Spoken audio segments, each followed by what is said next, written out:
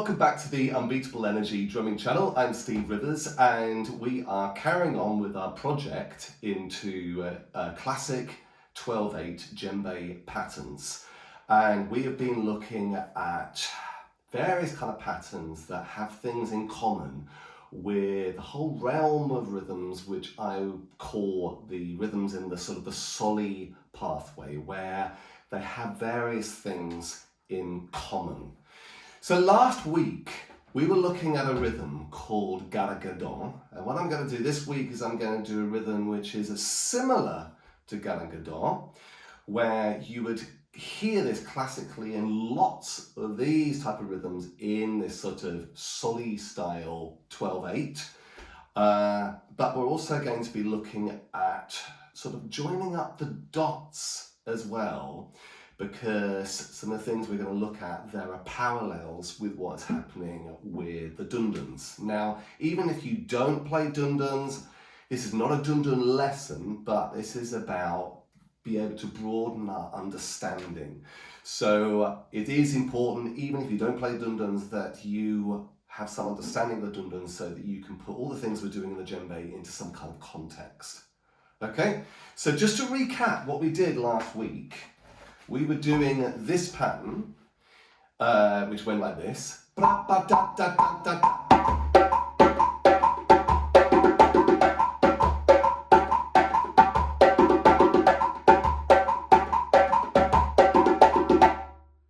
that.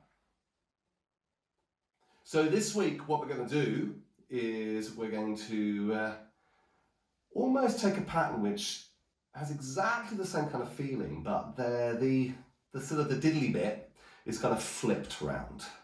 And we're also going to sort of look at, you know, little kind of variations on this theme. Okay, so what we're going to look at today initially is something like this.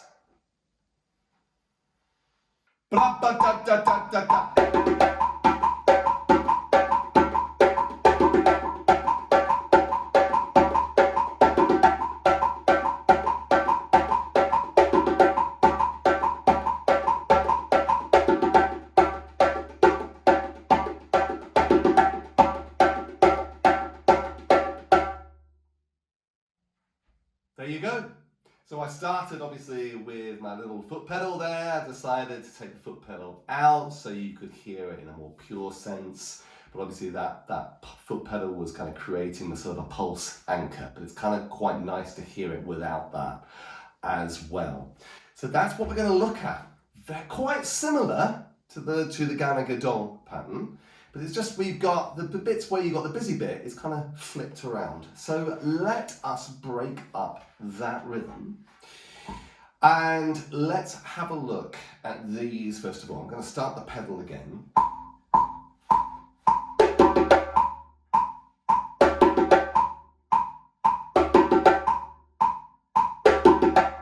So taking that little phrase there, let's analyze that a little bit. So basically what we've got is, if I just sing it, we've got this takidika, takidika. So it starts just before the pulse. So the second beat is on the pulse, and then we have these other beats which are just coming on afterwards, okay? So we have these two beats just after the pulse there. So it's like takidika, takidika, takidika, takidika. So let's just take this one. We're going to leave out the very first beat and we're going to start on that pulse. So that's going to be basically 3 beats. So it's going to be kidika, kidika, kidika, kidika, like that. Now what would that look like? We just take that out. The pattern, remind you of the pattern first of all. The pattern, the full pattern of this phrase, like that. That started on the left, right, left, right. It was a slap, 2 tones and a slap. So it was like left, right, like that. Slap, tone, tone, slap. So we're going to take out that first slap on the left hand. So it corresponds with kidika, like that. Kidika. Okay.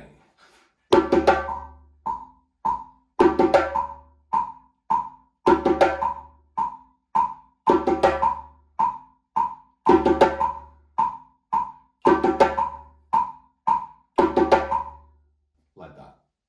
Okay, and we could do also something else. We could go from the other side of this phrase. Let's put the pulse in, and we'll just be going takin, takin, takin. That's going to be left, right, slap tone.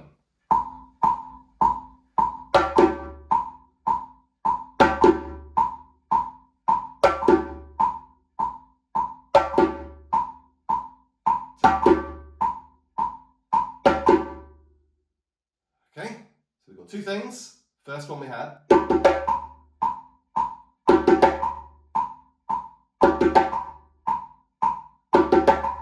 then we had.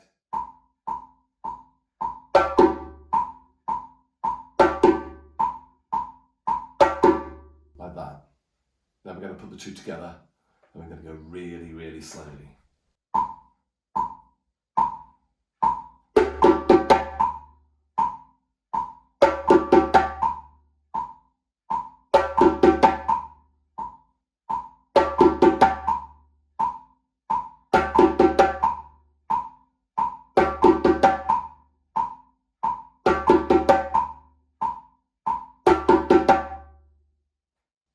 Okay, there we go. So what we're going to do now is we're going to incorporate the grace notes. The grace notes do end up being quite important for this bit here. So let's put some grace notes in.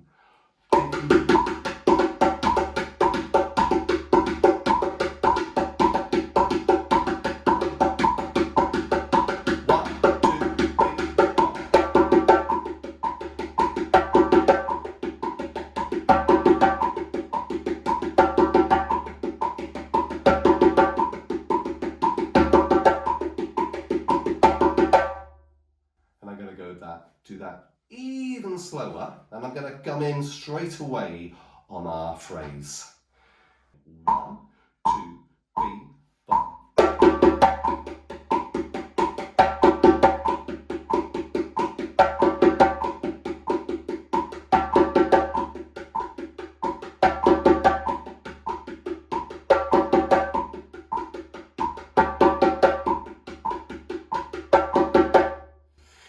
I need to remember, really, not to make my grace notes too heavy. I think I tend to do that when I'm doing the videos because I get a little bit nervous. Okay, so I'm going to do it again. I want to go really light. I'm just going to take out the block a minute.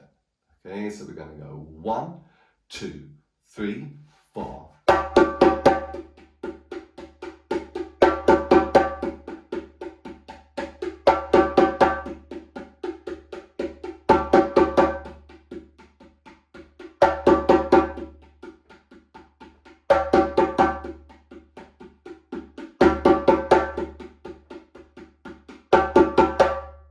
Like that, with the pulse. Okay.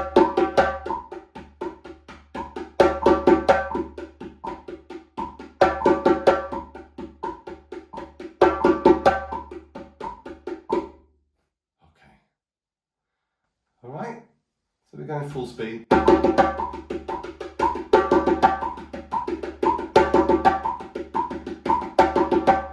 that. Now, I'm going to make the round longer now, okay? So we're going to put in the phrase and we're going to have a longer gap now.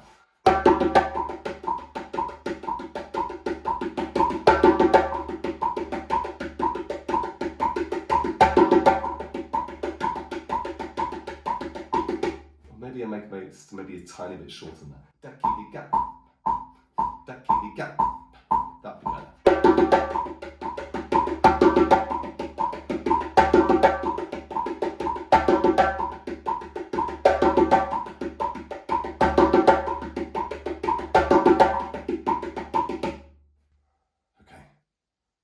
Good. Right, let's take the other thing that we were doing before. So this is what we were doing last week in the Garangedon, and it's that same sort of feeling where we have these accents before the pulse. This g, g, g, g, g, g. Then the Garangedon, we sort of anchored ourselves by kind of coming with that pattern and going like that. But we're not going to have any of those basses this time. Okay, this is where the grace notes become really important. So we've got 1, 2, 3, 4.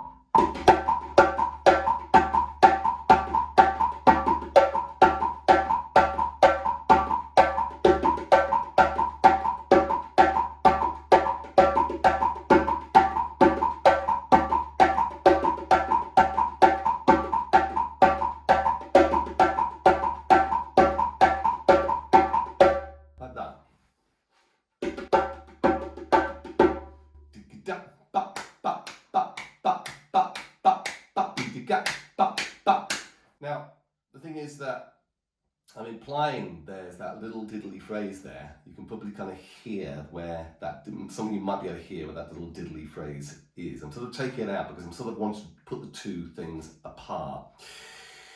But we're going to put the two together, okay? And we're going to go really slow. So first of all, we've had 1, 2, 3.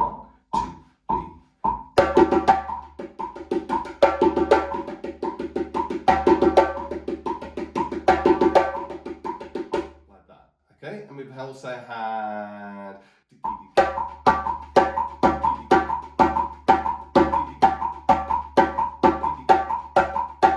like that. Understand? Hopefully. So I was actually even singing where the dikidika comes in there. The problem with this is that there are loads of nuances with this, and really what I'm really looking at is finding a way that we can kind of just take this but sort of free it up. So the bits where you have the but they might vary in terms of how long that might be before you bring in the diddly dee bit, but that's me kind of going a few steps forward. So if we just sort of take this, let's just go really slowly, and I'm going to go bra ba da da da da da.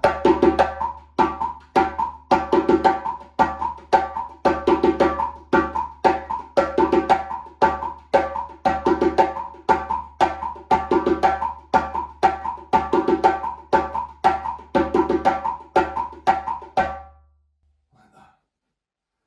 You understand? So we got this 1, 2, 3, 4. Da-ki-di-ga, ba, ba, da-ki-di-ga, ba, ba, da-ki-di-ga, ba, ba, da-ki-di-ga, ba, ba, da-ki-di-ga, ba, ba, da-ki-di-ga, ba, ba, ba. Like that. Really slow, even slower.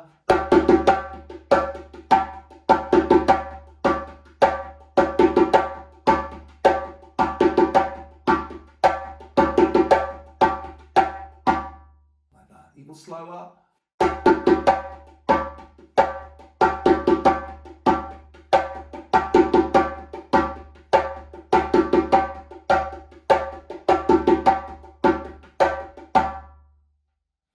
Okay.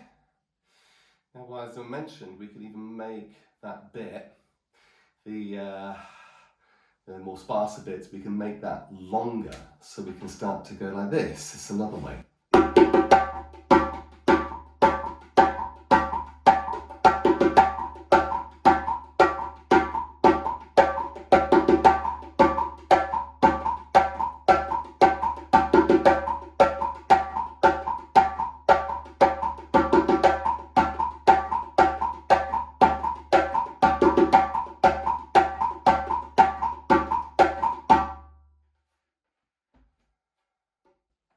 I'm going to leave that there. What is really I'm really excited about sharing this with you is that this da, da, da, it is so classic of this kind of Soli style sound, and in so many of these rhythms that sort of share these things in common, you hear that. And very often this da, da, da is often incorporated into someone's solo.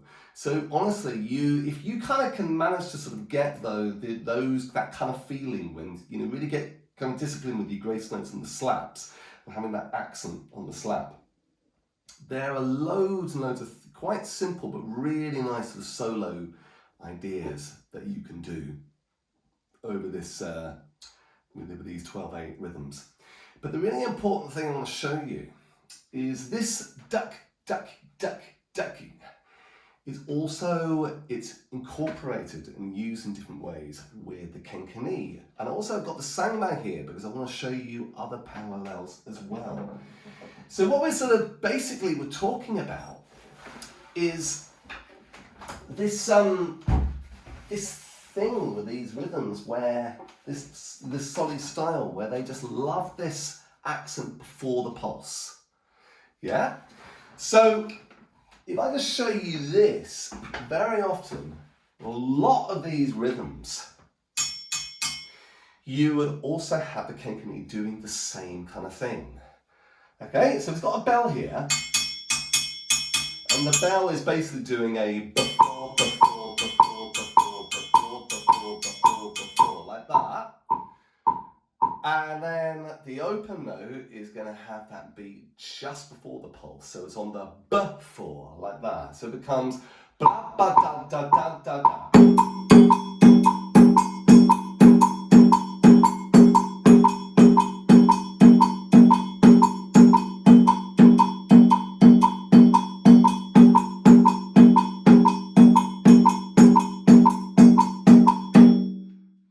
You see?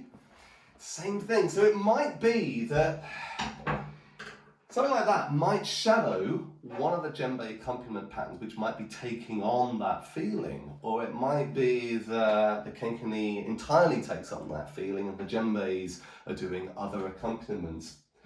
The thing is that it doesn't only sort of stop there, that there are other really interesting parallels. Is that I have talked about how you could say that the huge realm of the Dundun rhythms, they to an extent share the same kind of things in common. And in a way, I'm sort of loosely putting it into the Soli pathway because there are things that have in common. So just to mention is that Dundun is huge, and Famadou Kanate would actually categorize Dundun as an entire sort of pathway realm in its own right. So I'm entirely aware of that, and also to say that when we talk about that short, medium, long swing, it's often said that, you know, it's barely even there with the Dundun rhythms, or if it is, it's very, very, very subtle. So I'm not really sort of talking about that. But if I just take one of the rhythms, which we call Kon, which is about one of the most important rhythms in the Dundun series. They sometimes call it or it's sometimes called the Dundun. I'm going to do a very simplified version of it, and I'm going to sing this in, and it's going to go gara ki gara ga boom boom boom boom. Now that bing there is basically going to go like this. Gara ki gara ga.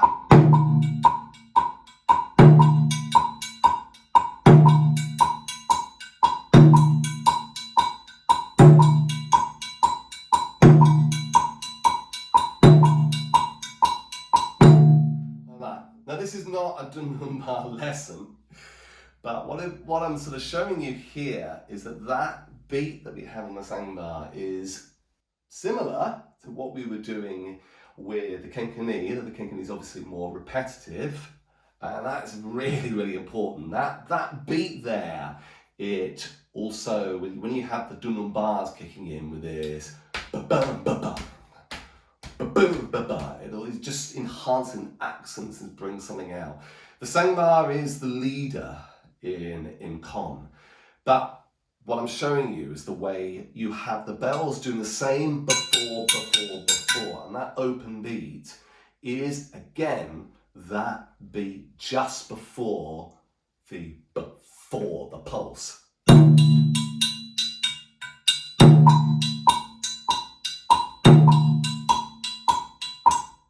Just like that.